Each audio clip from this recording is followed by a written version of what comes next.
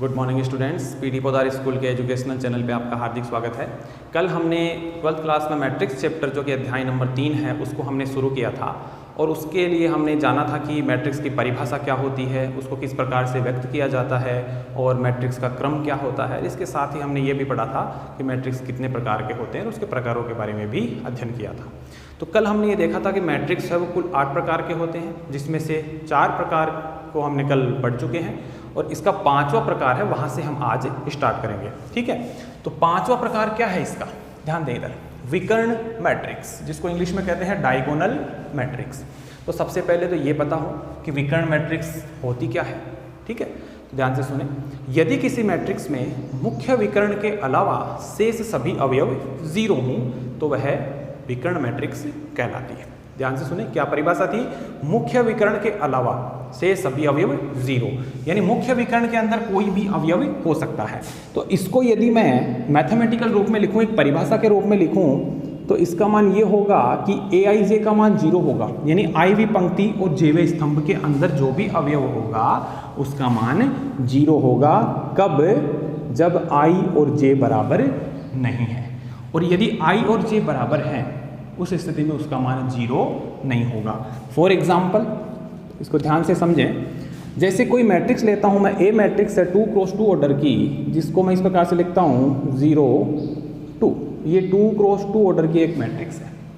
अब इस मैट्रिक्स में आप समझे ध्यान से, देखो ये परिभाषा बड़ी आसान है, समझ में आ जाएगी। यहाँ पे देखिए 1 की स्थिति क्या है, a11, यहाँ इसकी स्थिति क्या है, a12, इसकी स्थिति a21 और इसकी स्थिति a22। आप ये देखें कि इसके a11 पादांक में अंक है 1 1, जिसमें iवीं पंक्ति और jवें स्तंभ दोनों का मान बराबर है, और जब दोनों का मान बराबर है उस स्थिति में इस अवयव का मान 0 नहीं है। यहाँ देखें 1 2, i और j दोनों अलग अलग हैं, यानी i और j बराबर नहीं है। यहाँ i का मान 1 है, j का मान 2 है, दोनों आपस में बराबर नहीं है। फिर यहाँ आइए, यहाँ 2 1 है तो 2 1 भी आपस में बराबर नहीं है, क्योंकि iवीं पंक्ति का मान 2 है, jवें स्तंभ का मान 1 है, दोनों आपस में बराबर नहीं है। यहाँ जो आपस में बराबर नहीं है उनका मान क्या है, 0, और इसके अलावा 1 1 1 और 2 2, ये जो दो अवयव हैं इनका मान देखो 0 नहीं है। क्यों? क्योंकि देखो i और j दोनों क्या हैं, बराबर है। तो ये हो गया इसका मुख्य विकर्ण। ठीक है, तो मुख्य विकर्ण के अलावा शेष सभी अवयव क्या हो गए, 0 हो गए। तो ये कहलाती है आपकी विकर्ण मैट्रिक्स। एक अदर एग्जांपल और लेते हैं। अगर किसी मैट्रिक्स में एक ही अवयव होता है तो उसको इस प्रकार से लिख दिया जाता है, ये लो। अब इसका मुख्य विकर्ण क्या है, यही है, इसके अलावा कोई अवयव है नहीं, इसका मतलब ये भी एक विकर्ण मैट्रिक्स होती है। तीसरा एग्जांपल 3 की ले लेता हूं मैं। ये एक मैट्रिक्स है, ए मैट्रिक्स है, जिसका ये हो गया 1 0 0 0 -2 0 0 0 -4, ये हो गया 3 गुणा 3 की एक वर्ग मैट्रिक्स है। ठीक है, इसमें देखिए ये मुख्य विकर्ण में अवयव कुछ भी है, मुख्य विकर्ण में देखो अवयव 0 नहीं है। मुख्य विकर्ण के अलावा जितने भी अवयव आते हैं, इधर देख लो सारे 0 हैं, इधर देख लो सारे 0 हैं। तो इस प्रकार की जो मैट्रिक्स होती है जिसमें मुख्य विकर्ण के अलावा से सभी अवयव 0 होते हैं, वो कहलाती है आपकी विकर्ण मैट्रिक्स। ठीक है, इसके बाद में आगे चलते हैं। इसका छठा प्रकार, जिसका नाम है अदिश मैट्रिक्स, इंग्लिश में कहते हैं उसको स्केलर मैट्रिक्स। छठा प्रकार अदिश मैट्रिक्स, छठा प्रकार है इसका अदिश मैट्रिक्स, जिसको हम कहते हैं इंग्लिश में स्केलर मैट्रिक्स। ठीक है, क्या होती है अदिश मैट्रिक्स?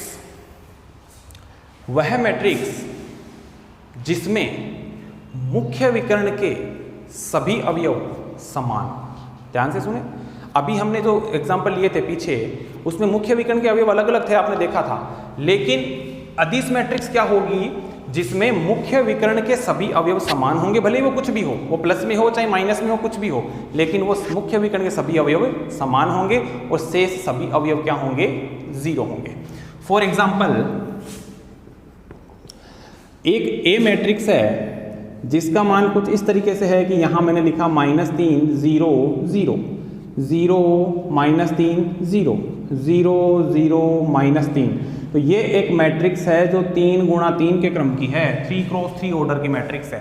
अब आप इसमें देख रहे हैं कि ये जो भाग है ये मुख्य विकर्ण कहलाता है। क्या कहलाता है ये? मुख्य विकर्ण। मुख्य विकर्ण के देखो सभी अवयव समान है, भले ही माइनस में है लेकिन मुख्य विकर्ण के सभी अवयव क्या है? समान है। देखो -3 -3 -3 और इसके अलावा शेष सभी अवयव क्या हैं? 0 हैं। तो वह मैट्रिक्स जिसमें मुख्य विकर्ण के सभी अवयव समान हो और शेष सभी अवयव 0 हो, तो इस प्रकार के मैट्रिक्स को हम कहते हैं अदिश मैट्रिक्स। ठीक है। और इसको यदि मैं गणितीय रूप में लिखना चाहूं तो इसको कुछ इस ढंग से लिखा जाता है। इसका जैसे अभी हमने लिखा था गणितीय रूप, तो ये कोई AIJ मैट्रिक्स होती है ना, और ये M गुणा N के क्रम की होती है। किस क्रम की होती है? M गुणा M के क्रम की। तो इसके अंदर आप देखेंगे कि AIJ जो है, इसके अंदर जो मान है आपके पास AIJ, उस AIJ में मान 0 होता है। 0 कब होता है? यदि I और J बराबर नहीं है, और K मान होता है यदि I और J बराबर है। अब इसको आप किस प्रकार से समझेंगे? देखो ये इस अदिश मैट्रिक्स को लिखने का एक गणितीय मेथड है। ठीक है, इसको थोड़ा सा समझने का प्रयास करेंगे, ध्यान से देखें इधर। A एक मैट्रिक्स है, इज इक्वल, ये परिभाषा के रूप में लिखा गया है जिसको हमने कहा है AIJ। ये एक मैट्रिक्स है किस ऑर्डर की? M क्रॉस N के क्रम की। ठीक है। अब यहाँ पे AIJ अवयव जो है, जिसमें I पंक्ति है और J स्तंभ है, अगर ये बराबर होते हैं, देखो इधर, अगर I और J बराबर होते हैं उस स्थिति के अंदर ये मुख्य विकर्ण के अवयव होते हैं। किसके अवयव होते हैं? मुख्य विकर्ण के। जैसे अभी हमने एग्जांपल समझा था, इसकी स्थिति क्या है? A11, इसकी क्या है? A22, इसकी क्या है? A33, सॉरी, इसकी होगी A33। अब ये जो अवयव है, देखो इसमें I और J बराबर है, I और J बराबर है, 1 1 बराबर, 2 2 बराबर, 3 3 बराबर। जब I और J बराबर होता है उस स्थिति में उसका मान कोई एक स्थिरांक आता है, तो कुछ भी हो सकता है। यहाँ पे K लिखा हुआ है, यहाँ पे K की जगह मान क्या हो गया? -3 हो गया। कुछ और मान आ सकता है, 4 आ सकता है, 2 आ सकता है, 5 आ सकता है, कितना भी आ सकता है। यहाँ 5 आएगा तो ये 5 5 5 यही चलेंगे। इसका मतलब I और J यदि बराबर हैं तो उसका मान एक फिक्स मान आएगा, उसका एक निश्चित मान आएगा। और यदि I और J बराबर नहीं है उस स्थिति में सारे अवयव क्या होंगे? 0 होंगे। आप देख सकते हैं इसकी स्थिति क्या है?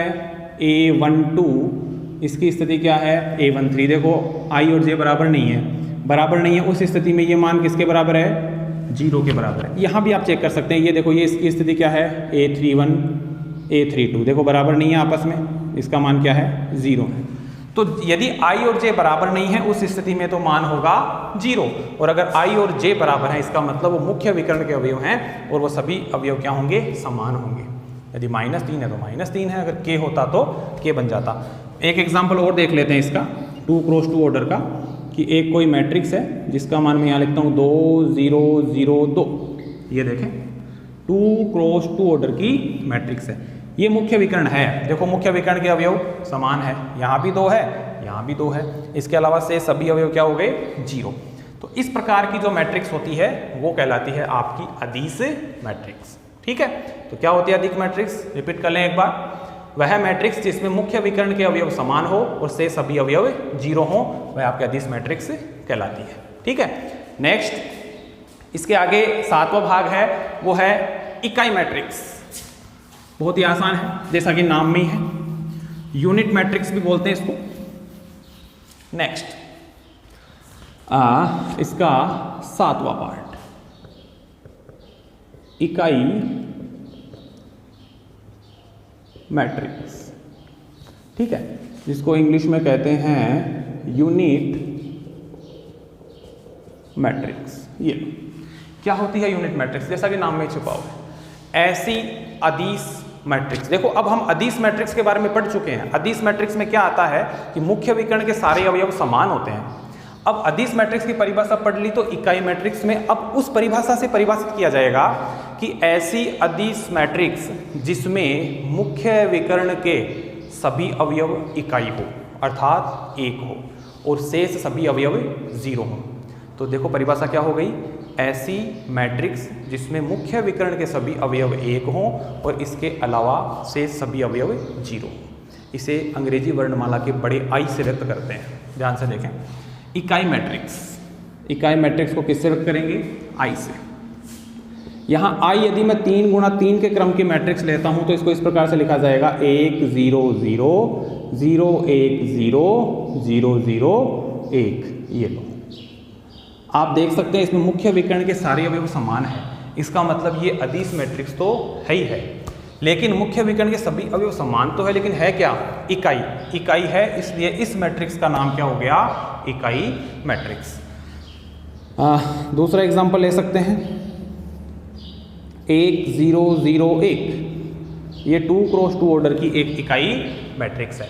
ठीक है, तो ये हो गया आव्यूह का 7वां प्रकार जिसका नाम है इकाई मैट्रिक्स। चलो भाई, इसके बाद में सबसे लास्ट में आता है त्रिभुजाकार मैट्रिक्स। त्रिभुजाकार मैट्रिक्स, ट्रायंगुलर मैट्रिक्स। सबसे लास्ट प्रकार त्रिभुजाकार मैट्रिक्स, ट्रायंगुलर मैट्रिक्स। ये क्या होती है ट्रायंगुलर मैट्रिक्स? तो ध्यान से समझेंगे। ये वैसे इसमें 2 पार्ट हैं। इस मैट्रिक्स के अंदर 2 पार्ट हैं। एक पार्ट तो है ऊपरी त्रिभुजाकार मैट्रिक्स और एक है निम्न त्रिभुजाकार मैट्रिक्स। ध्यान से समझें, इस मैट्रिक्स के 2 पार्ट हैं। इस मैट्रिक्स के 2 पार्ट हैं। एक पार्ट का नाम तो है ऊपरी त्रिभुजाकार मैट्रिक्स, ठीक है, और दूसरा प्रकार जो है उसका नाम है निम्न त्रिभुजाकार मैट्रिक्स। ठीक है, अब इसमें देखो ऊपरी त्रिभुजाकार मैट्रिक्स की परिभाषा क्या है वो पढ़ेंगे और फिर पढ़ेंगे निम्न त्रिभुजाकार मैट्रिक्स की परिभाषा क्या है। तो ध्यान से सुने, ऊपरी त्रिभुजाकार मैट्रिक्स क्या होता है? ऊपरी त्रिभुजाकार मैट्रिक्स में मुख्य विकर्ण के नीचे सभी अवयव 0 होते हैं और मुख्य विकर्ण के ऊपर अवयव 0 नहीं होते हैं। फॉर एग्जाम्पल ध्यान से देखें, क्या बोला मैंने, ध्यान से समझेंगे। कोई एक मैट्रिक्स है ए, है ना, ये मैं मैट्रिक्स बना रहा हूँ 3 गुणा 3 के क्रम की। तो ध्यान से समझेंगे 1 3 5 0 4 3 0 0 8। ये एक मैट्रिक्स मैंने बनाई। अब यहाँ देखें कि ये मुख्य विकर्ण हो गया। ठीक है, ये मुख्य विकर्ण हो गया। मुख्य विकर्ण के नीचे, मुख्य विकर्ण के नीचे सभी अवयव क्या है? 0 है। ऊपर 0 नहीं है। मुख्य विकर्ण के नीचे सभी अवयव क्या है? 0। ये कहलाता है ऊपरी त्रिभुजाकार मैट्रिक्स। क्यों? क्योंकि जहां जहां पे अवयवों के कुछ मान है, अगर उन मान को हम आपस में मिलाएं इस प्रकार से, तो हमारे पास यहाँ पे एक त्रिभुजीय आकृति बनती है, एक ट्रायंगुलर बनता है। आप देख सकते हैं, जहां अवयवों के मान हैं उनको हम हमने मिलाया तो हमारे पास एक त्रिभुजीय आकृति प्राप्त हुई। इसलिए इसको हम कहते हैं ऊपरी त्रिभुजाकार मैट्रिक्स। ठीक है, सिमिलरली इसी प्रकार से हम वो परिभाषा पढ़ेंगे तो आप समझ चुके होंगे कि निम्न त्रिभुजाकार मैट्रिक्स की परिभाषा क्या होती है। वह मैट्रिक्स जिसमें मुख्य विकर्ण के ऊपर सभी अवयव 0 हो, सभी अवयव 0 हो, वह आपकी निम्न त्रिभुजाकार मैट्रिक्स कहलाती है। फॉर एग्जाम्पल इसमें भी एक मैट्रिक्स लेता हूं मैं 3 गुणा 3 के क्रम की। 3 गुणा 3 के क्रम की मैंने एक मैट्रिक्स ली है। यहाँ मैं मान रख रहा हूँ -2 0 0 3 2 0 1 8 5। ये देखो, ये हो गया इसका मुख्य विकर्ण। इस मुख्य विकर्ण के ऊपर सभी अवयव 0 हैं, तो ये कहलाती है आपकी निम्न त्रिभुजाकार मैट्रिक्स। इसी प्रकार से जब इसमें अवयवों को आपस में मिलाया जाएगा, कौन से अवयव? वे अवयव जो 0 नहीं हैं, उनको आपस में इस प्रकार से मिलाया जाएगा तो त्रिभुज जो बनता है वो मुख्य विकर्ण के नीचे की ओर बनता है। इसलिए इस प्रकार की मैट्रिक्स को कहा जाता है निम्न त्रिभुजाकार मैट्रिक्स। ठीक है, और आगे हम ये देखेंगे कि इसको गणितीय रूप में हम किस प्रकार से लिखेंगे। तो इनकी स्थिति के बारे में हम थोड़ा सा समझेंगे कि इसका गणितीय रूप क्या है। जैसे हमने उनके लिए पढ़ा था कि इसका गणितीय रूप क्या है, तो इसका गणितीय रूप देखिए, a इज इक्वल ए आई जे, ये हम लिख सकते हैं यहाँ पे n गुणा n, क्योंकि हम देख पा रहे हैं यहाँ पे जब मुख्य विकर्ण लिया जाएगा इसका मतलब वो एक वर्ग मैट्रिक्स ही होगी। अगर कोई मैट्रिक्स वर्ग मैट्रिक्स नहीं होती है तो उसमें मुख्य विकर्ण नहीं लिया जा सकता। मुख्य विकर्ण केवल तभी लिया जा सकता है जब कोई मैट्रिक्स वर्ग मैट्रिक्स हो, स्क्वायर मैट्रिक्स वो बने। तो स्क्वायर मैट्रिक्स बने इसका मतलब उसमें पंक्तियों की संख्या और स्तंभों की संख्या बराबर होगी। बराबर होगी तो हमने यहाँ पे लिखा है n गुणा n, देखो दोनों बराबर ही लिए हैं हमने, पंक्ति भी n और स्तंभ भी n। तो ये आपके पास एक मैट्रिक्स है a बराबर ए आई जे n क्रॉस n के मैट्रिक्स है, और इसमें आप देखेंगे कि ए आई जे 0 होता है। इसमें आप देखेंगे कि ए आई जे 0 होता है। अब इसमें 0 कब है? इसमें 0 तब होता है जब i का मान j से बड़ा होता है। इसका मान क्या 0 कब होता है? जब i का मान j से बड़ा होता है। कैसे चेक करें? यहाँ पे 0 कौन कौन सी स्थिति के हैं अवयव? a21, ये हो गया a31, ये हो गया a32। देखो a21, a31 और a32 ये 3 अवयव ऐसे हैं जिसका मान 0 है। किसमें? ऊपरी त्रिभुजाकार मैट्रिक्स में। ठीक है, अब यहाँ चेक करें आप, a21 है, a21 में आप बताइए i का मान कितना है? 2 है, और j का मान कितना है? 1 है। अब 2 का मान 1 से बड़ा है, इसका मतलब i जो है वो j से बड़ा है। i का मान j से बड़ा है, यहाँ पे देखो, यहाँ भी i का मान j से बड़ा है, यहाँ भी i का मान j से बड़ा है। बाकी इन सभी अवयव में i का मान j से बड़ा नहीं होगा, और वे सभी अवयव जिसमें i का मान j से बड़ा नहीं होगा उनका कुछ न कुछ मान होगा, और वे सभी अवयव जिसमें i का मान j से बड़ा होगा, अर्थात पंक्ति का जो मान है वो स्तंभ के मान से बड़ा आता है, वो सभी अवयव क्या होंगे? 0 होंगे। ठीक है, सिमिलरली इसमें इसी प्रकार से बताइए क्या होगा इसका। ये A कोई मैट्रिक्स है जिसको मैं लिख रहा हूँ ए आई जे। सिमिलरली बताइए, देखिए क्या होगा, ऑर्डर तो वही सेम होगा, n क्रॉस n। फिर इसमें ए आई जे का मान 0 कब होगा? में ए आई जे इज इक्वल 0 कब होगा? देखो इसमें ऊपर आ रहे हैं, ऊपर आ रहे हैं तो यहाँ से समझो ये है a12, ये है a13 और ये है a23। यहाँ पे देखें आप, i का जो मान है वो j के मान से कम आ रहा है, तो यहाँ पे कंडीशन क्या हो जाएगी? i less than j। ठीक है, तो ये इसका गणितीय रूप हो गया। तो आज का काम आपका ये है कि इन सभी प्रकारों को, कल जो प्रकार पढ़े थे, आज जो प्रकार पढ़े हैं, इन सभी प्रकारों को अच्छे से पढ़ें और इन परिभाषाओं को याद करें, ताकि जब हम प्रश्नावली के सवालों को हल करें तो आपके कोई दिक्कत नहीं आए। ठीक है, तो आज के लिए बस इतना ही। Thank you.